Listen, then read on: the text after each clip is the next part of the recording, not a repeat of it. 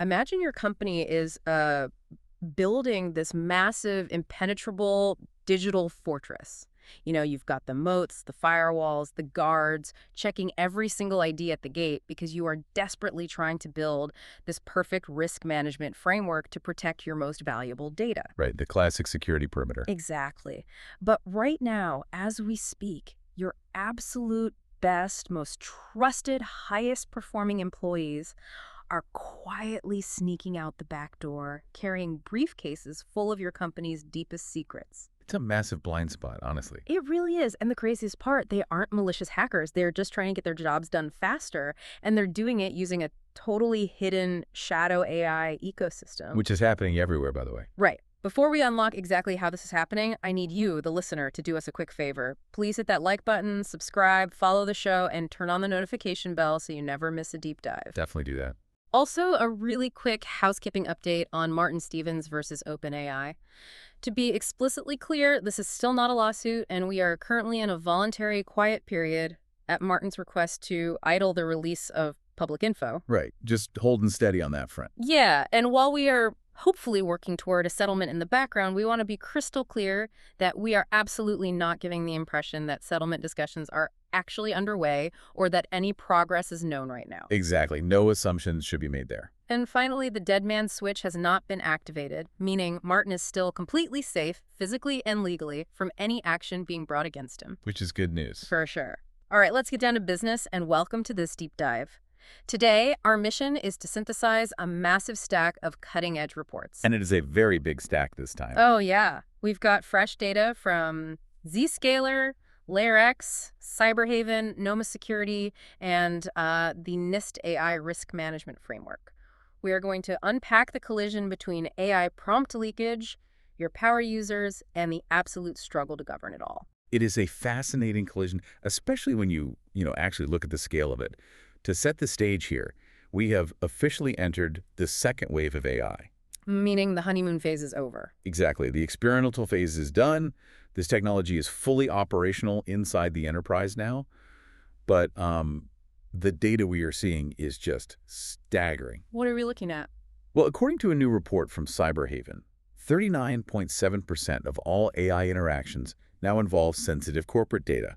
And what's fascinating here is that this isn't a problem caused by external threat actors trying to breach the perimeter. Right. This massive data exposure is actually being driven by the daily, totally mundane routines of a company's most trusted people. Okay, let's unpack this because it feels like a total paradox, right? I mean, the people exposing the company are the ones the company relies on the most. That is the core irony of the whole situation. The LayerX State of AI Usage Report reveals that enterprise AI risk is heavily concentrated. We tend to think, everyone is using AI, but actually most employees are just casual users. Just dabbling. Right, dabbling. The real risk lies with the top 5% of users. LayerX calls them AI power users.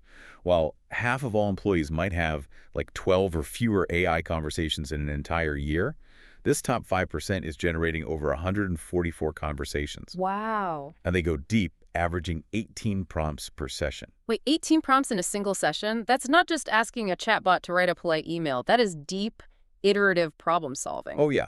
They are drafting, correcting the AI, feeding it more data, and refining the output over and over. It's full-on collaboration. That's intense. It absolutely is. And if we pull from the insights provided by Ravenswood Technology Group, we learn exactly who these people are. They are your highest performers. They possess broad institutional knowledge. They know where the sensitive data lives, and they are trusted to operate autonomously. So they basically have the keys to the kingdom. Yes. And because AI inherently rewards richer, more detailed context with much better outputs, these top employees naturally push the boundaries. They iterate prompts, they paste in rough meeting notes, they combine data across spreadsheets and internal systems just to get that perfect analysis. Because they are optimizing for outcome quality, not for data minimization. Exactly. It's like having a star chef who makes the absolute best dishes in the city, but they completely ignore the health and safety codes because washing their hands and checking temperatures just slows them down. They just want to get the perfect food to the pass. That is a great way to put it. But wait, let me push back on this a little bit. Aren't these top performers doing this inside secure, enterprise-approved AI environments? Like, if they're using a corporate tool, isn't the data safe? You would hope so, but the data proves otherwise. The LayerX and Cyberhaven reports show a massive visibility gap. When employees use enterprise-sanctioned tools, like Microsoft Copilot M365, the sensitive data exposure rate is relatively low, around 3.65%. Okay, that doesn't sound too bad. It's not. But a huge portion of AI usage is happening on personal accounts Yeah. and completely unmanaged environments. Wait, really? They are doing highly sensitive corporate work on their personal AI accounts. Nearly half of all enterprise AI conversations happen through personal identities. ChatGPT dominates the landscape, accounting for more than 55% of all AI conversations, and its sensitive data exposure rate is 8.38%. Ouch. And, it gets worse. DeepSeek is currently the biggest culprit, Yep. with a 12.63% sensitive data exposure rate. And according to Cyberhaven, Chinese open-weight models, meaning models where the underlying architecture and weights are publicly available for anyone to download and tweak, like DeepSeek and Quinn, now account for 50% of all endpoint-based AI usage. 50%. So the Star Chef isn't just ignoring the health codes. They've literally left the restaurant entirely and are cooking the company's secret recipes in an unregulated kitchen across town. That is a very accurate way to look at it. And the scale of this data movement is almost difficult to comprehend. The Zscaler 2026 AI Security Report highlights a 93% year-over-year surge in enterprise data transfers to AI applications. 93% in 1 year. Yeah, we are talking about 18,000 terabytes of data. To put that in perspective, that is roughly equivalent to 3.6 billion digital photos being uploaded. That is absurd. It is. Platforms like Grammarly and ChatGPT have essentially become highly concentrated external repositories of internal corporate intelligence. That is terrifying. But if a company knows this is happening, why can't their existing security software just block the sensitive stuff? Like, don't we have data loss prevention tools for this? We do, but they are completely blind in this new paradigm. An article from CIO breaks down the mechanics of this perfectly. Legacy data loss prevention tools, or DLP, were built to inspect files in transit. Right, like checking an email attachment. Exactly. They look for attachments being emailed or files being uploaded to a server by checking file headers or specific structural patterns. But they fail entirely when a user simply types or pastes text into a conversational web interface. So DLP is like a security guard checking boxes and briefcases at the door, but it doesn't know how to pat someone down if they've just memorized the secret and were verbally whispering it to someone outside. A text box doesn't look at the file, so it just slides right past. That is the exact mechanism of the failure. Prompts, text uploads, and AI responses all bypass traditional corporate guardrails because they are just continuous streams of web traffic. Wow. The CIO piece actually outlines 12 specific leakage scenarios that happen every day because of this. For instance, an HR manager pastes a draft performance review into an AI to polish the tone. Oh, no. Yeah. Suddenly, employee names, compensation data, and PIP details, meaning the employee's highly sensitive performance improvement plan, are leaked into the model's training data. Ouch. And I imagine it's not just HR doing this. Not at all. Another common scenario is a developer troubleshooting a complex bug. They paste a proprietary function into a public coding assistant, and they accidentally include live API tokens. Oh, that's bad. A live API token is basically the master key to the company's servers. If that gets absorbed by a public AI model, anyone could potentially query the model later and get access to your backend. Exactly. And that leads right into another scenario they call downstream output leakage. This happens when an employee asks an AI a question and then blindly copies the AI-generated response directly into a customer-facing email or a public report without reviewing it. Oh, I've seen people do that. Right, and they end up propagating hallucinated facts, or worse, internal data that the model echoed back from a totally different user's previous prompt. Okay, here's where it gets really interesting. If traditional DLP is completely blind to a text box and employees are using personal accounts, what does modern shadow AI actually look like? Like, it can't just be people secretly opening a ChatGPT tab anymore, right? No, it is far more complex than a hidden browser tab now. As the Hacker News reports, shadow AI is now a highly fragmented ecosystem. We are seeing a massive rise in OAuth connections. What does that mean in practice? It's where employees grant a third-party AI tool permission to read their Google Workspace or Microsoft 365 emails just to get a quick summary of their inbox. We are also seeing AI features quietly embedded into tools companies already use, like Atlassian's Jira and Confluence. So the AI is already inside the house. It is literally built into the furniture. And the most rapidly expanding area of risk is AI browser extensions. 15% of enterprise employees now run at least one AI browser extension, and nearly 75% of those extensions request high or critical browser permissions, Wait, meaning what? meaning they can literally read and modify everything on your screen across any tab you have open. Okay, so the attack surface has fundamentally changed. We've gone from worrying about an employee accidentally pasting a secret to giving third-party AI agents the keys to read our entire digital workspace. And this raises an important question, right? What happens when that trust is weaponized by an attacker? Because we are no longer just dealing with accidental data leaks. Shadow AI opens the door to active exploitation at machine speeds. I feel like you're about to scare me. I might. Let's look at the research from Noma Security. They recently discovered a critical vulnerability, a CVSS 9.4 severity, which for context is near the absolute maximum on the common vulnerability scoring system. This flaw was found in Salesforce Agent Force, and they dubbed it Force Leak. Okay, Salesforce Agent Force. That's a legitimate enterprise-grade AI agent designed to automate CRM tasks, right? Correct. But Noma Labs found a way to exploit it using something called indirect prompt injection. Wait, indirect prompt injection. Does that mean the attacker isn't even talking to the AI directly? Are they, like, leaving a trap for it?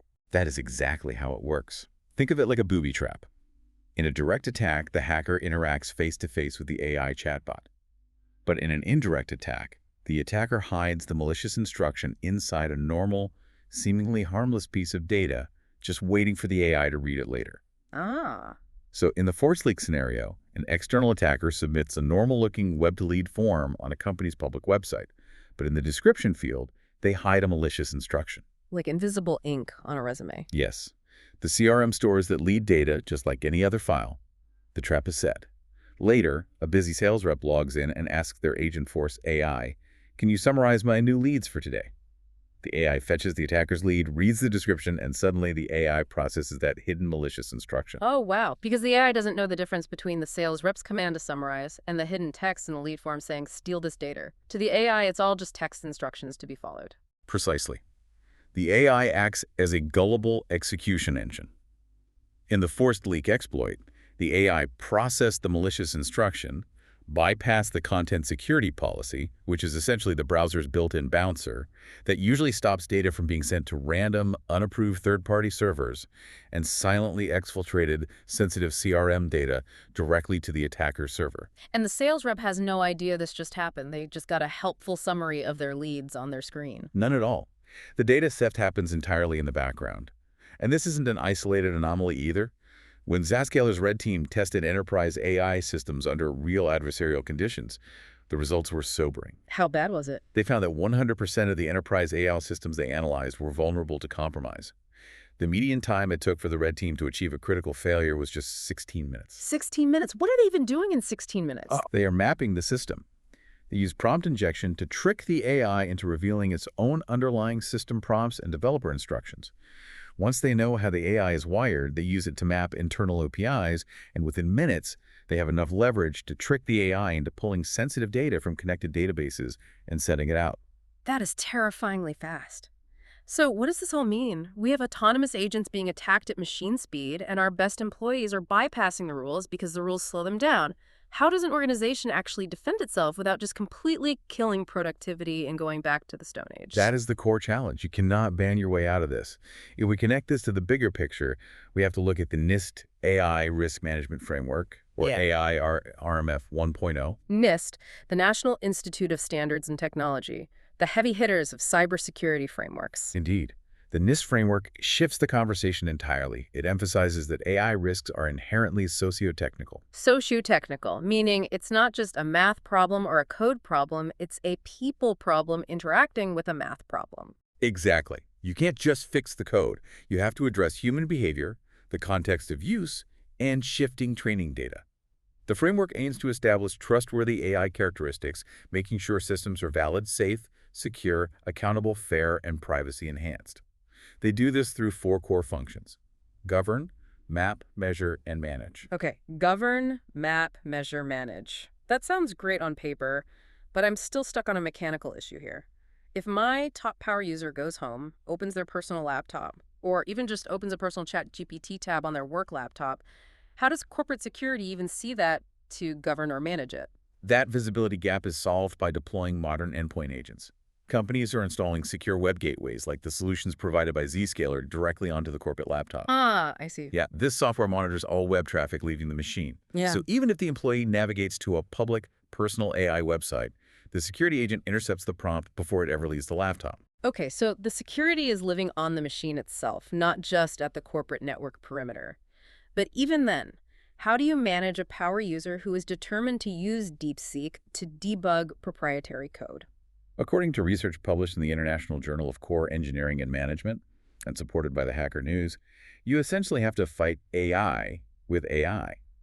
Traditional rules-based systems generate too many false positives because natural language is just too complex. Right. So organizations are using generative AI to establish behavioral baselines.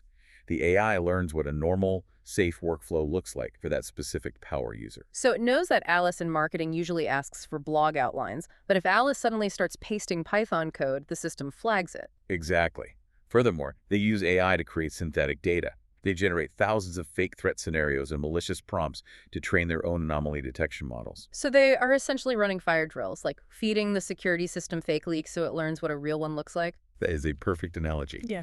And from a managed perspective, NIST and industry experts agree that heavy-handed blocking just drives users further into the shadows. If you throw up a red brick wall, a power user will just pull out their personal iPhone and do it there. Of course they will. The most effective approach right now is what they call soft friction. Soft friction. I like the sound of that. It's not a brick wall, it's a speed bump. What does that look like in practice? It looks like just-in-time, or JIT, coaching. Instead of a mandatory 45-minute training video every year, an employee gets a 30-second warning pop-up the exact moment they try to paste sensitive code into an unsanctioned tool. Oh, that's clever. Right. The endpoint agent intercepts the text, pauses the web request, and a pop-up says, "Hey, we see you're trying to debug this. Yeah. DeepSeek isn't approved for source code, but here's a direct link to our secure enterprise-licensed coding assistant." That is brilliant. It acknowledges what the employee is trying to achieve and redirects them rather than just throwing up an access-denied screen. It treats them like an adult who's just trying to do their job. And for scenarios where they absolutely must access public models to do research, organizations are using browser isolation and inline redaction. The security layer automatically spots PII, personally identifiable information like social security numbers or API tokens, and redacts them before the prompt ever leaves the corporate network. Meaning it hides them? It replaces them with random placeholders. The public AI processes the safe redacted prompt, sends the answer back, and the placeholders are reversed on the user's end so the employee still gets their work done. So what does this all mean for you? It means if you're leading a team or running a company, you can't just ban AI. Your power users are power users because they crave efficiency. You have to build a fast lane for approved tools so your best people can run fast without accidentally handing over the keys to the castle. Exactly. You have to give them the right kitchen to cook in so they don't go rogue. Well said. Ultimately, AI does not create insider risk out of thin air. It simply exposes the existing flaws in the trust structures organizations have relied on for decades. That trust gradient, where senior staff and high performers are given the most autonomy and the least friction, is now a massive vulnerability. It totally shifts the dynamic. We have to shift our entire security mindset.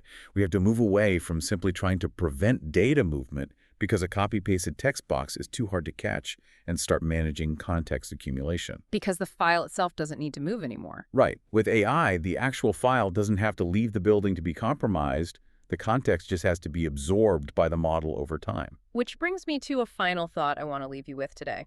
We've established that these AI models never forget a single detail. And we know that your absolute best power users are constantly feeding them tiny fragments of their daily workflows, thinking that because it's de-identified or just a partial snippet, it's totally safe. Right. But what happens years from now?